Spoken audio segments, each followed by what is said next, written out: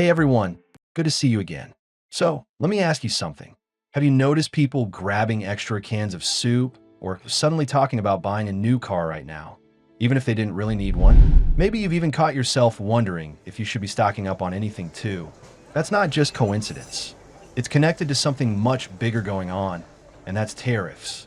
President Trump recently imposed a 145% tariff on goods coming from China. And while the news sounds distant or political, it's actually showing up in some very real ways in our everyday lives. From prices at the grocery store to what kind of phone we buy next, this is one of those moments where global policy is reaching right into our wallets. And here's the part most people don't realize. These price changes are happening fast, sometimes within days. So if you're wondering what all this means for your money, you're definitely not alone. So stick with me, because today we're going to talk about what people are rushing to buy, what that might mean for you, and how to respond without letting fear take over your finances.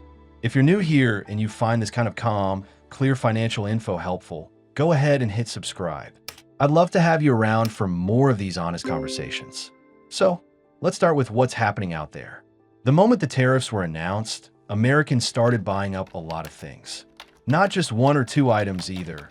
We're talking about a wave of buying that spread across supermarkets, car dealerships, and electronic stores.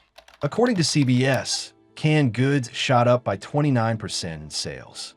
Instant coffee? Up 21%. Even beer sales rose slightly. Now, you might wonder, why ketchup? Why can peas? Well, it's not about those items themselves. It's about certainty. These are products people assume will stay good for a long time and might get a lot more expensive soon. So folks figure, better to buy now than pay double later. And it wasn't just food. A big one was cars. After the announcement of a 25% tariff on imported vehicles, dealerships suddenly saw a ton of traffic. People who were planning to wait a year, or maybe two, to upgrade their car rushed in, hoping to beat the price hikes. You see, the fear isn't just that things will go up a few bucks. In some cases, we're talking about hundreds or even thousands more for the same item. And then there's tech and iPhones in particular. You see, Apple makes most of its devices in China. And even though they've started shifting some production to places like India, about 80% still comes out of Chinese factories. If that 145% tariff sticks and gets passed along to the consumer, the iPhone 16 Pro Max could jump from about $1,200 to nearly $2,000. That's a pretty steep jump for a phone that, let's be honest, probably doesn't feel that different from last year's model. People in places like New York lined up to grab devices now, even if they didn't need a new one. It's this feeling of I better get it now while I still can. But here's where it gets important for you. Is that the right move? Well, not necessarily. In fact, a lot of financial experts are saying, slow down, take a breath, and really think before you let the news drive your wallet. So let's talk about why. When people hear that prices might rise, the instinct is to treat it like a sale deadline, that limited time only kind of urgency. But unlike a sale, tariffs don't mean the item is cheaper today. They just might be more expensive later. So what ends up happening is folks rush to buy more than they need, and they swipe credit cards to do it.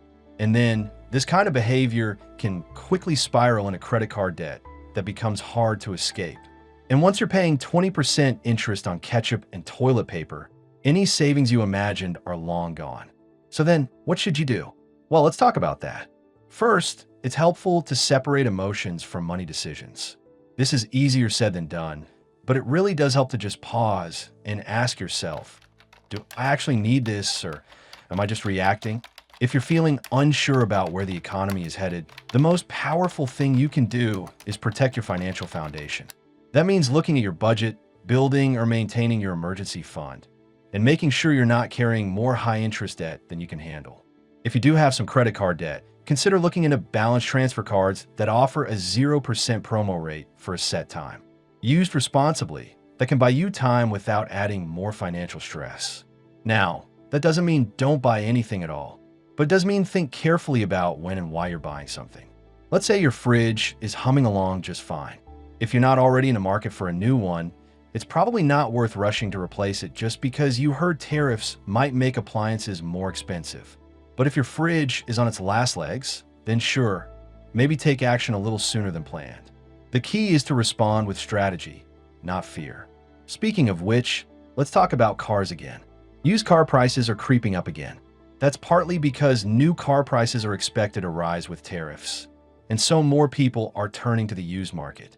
But with that extra demand, prices for used cars are going up too.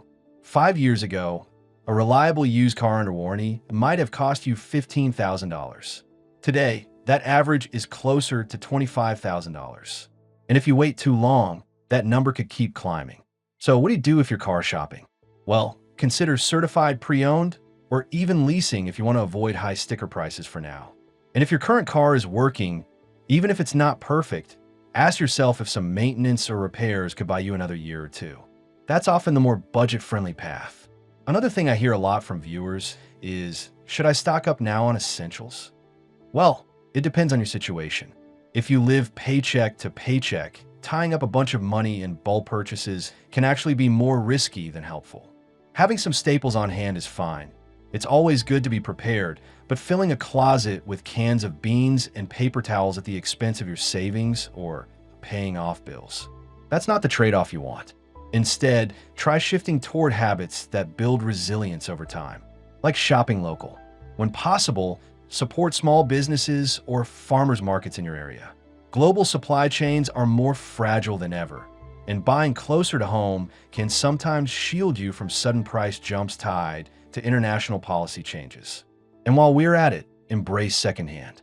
Whether it's a refurbished phone or a used washer, these options are looking better and better. High-quality secondhand goods can save you hundreds, and if tariffs keep expanding, that gap between new and used will only grow.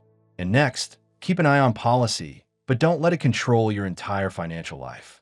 Yes, tariffs can make a big difference in prices, but as we saw recently, even the most aggressive policies can be reversed or paused.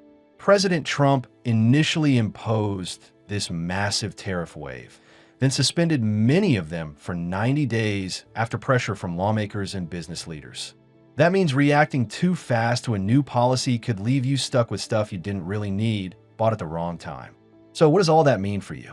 It means keep informed, stay flexible, and make decisions based on your own needs, not on fear or headlines.